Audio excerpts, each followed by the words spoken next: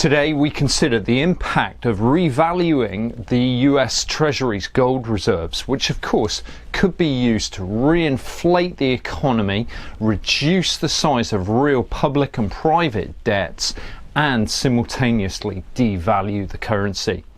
Could this be used as a potential debt jubilee? Possibly. Let's dive on in and find out. Now, this channel provides global macro insights for informed investing, so do consider subscribing. Monetary systems go through typical cycles which have been highlighted by economist Peter Miller in a 2006 paper. According to Miller, the typical monetary system goes through 5 clear phases. First, a period of stability, usually facilitated by gold. Second, an inflationary phase which sees a build-up of debt. Third, a disinflationary period which helps to facilitate asset price inflation and a further ramping up of debt levels.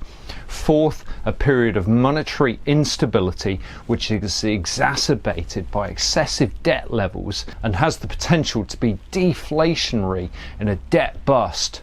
And finally, the 5th phase is monetary reform, usually through a revaluation of gold to overcome deflationary debt depressions. These 5 phases were seen in quick order in the early phase of the 20th century. Stability came under the gold standard until 1914, when gold was abandoned to finance the First World War. Second, an inflationary phase until 1921. Third, a disinflationary phase where asset price inflation soared during the Roaring Twenties. Fourth, monetary instability and debt deflation following the Wall Street crash before the gold revaluation of 1933 to overcome that debt deflation. And so where are we now in this process? Well, clearly the stability phase took place until around 1968 under the gold exchange standard. We then saw an inflationary phase through to 1981. The 3rd phase, the disinflationary and asset price phase, took place since 1981, while complete monetary instability threatened after the 2008 financial crisis. Now the can has been firmly kicked down the road until here we are now. Now we are in the era of QE infinity, instability and excessive debt. While a clear goal of our authorities is to inflate our economies and to help reduce the excessive public and private debt burden, there is only so far that this can actually go. If inflation starts running too hot, interest rates would have to rise, and this would be intolerable with such excessive debt levels. Yet if deflation dominates, an inflationary impetus will be needed. And so Miller's 2006 paper ends with the conclusion that if man-made money returns to being stable, it is likely that the man-made money price of gold will also need to be stable. As Jim Rickards has said back in 2016, that buying gold is the pile of poker chips in the next global crisis, with China and Russia dramatically increasing their gold hoards. By some estimates, well in advance of what they actually truly declare, this is likely to give them enormous sway in any coming monetary conference. A new currency system which truly seeks to restore faith, trust and fairer wealth distribution is likely to depend upon gold. As we know, and as we've discussed many times on this channel, gold could then be revalued according to global currency supply. Such valuations can vary from anything from $5,000 right through to $90,000 or so, depending upon which money supply measurement and what percentage of gold backing is actually used. In fact, it's even been suggested by some that the real reason for price suppression over more recent years has been to ensure that gold at a time of greatest desperation can simply be revalued to do an accounting for the money supply.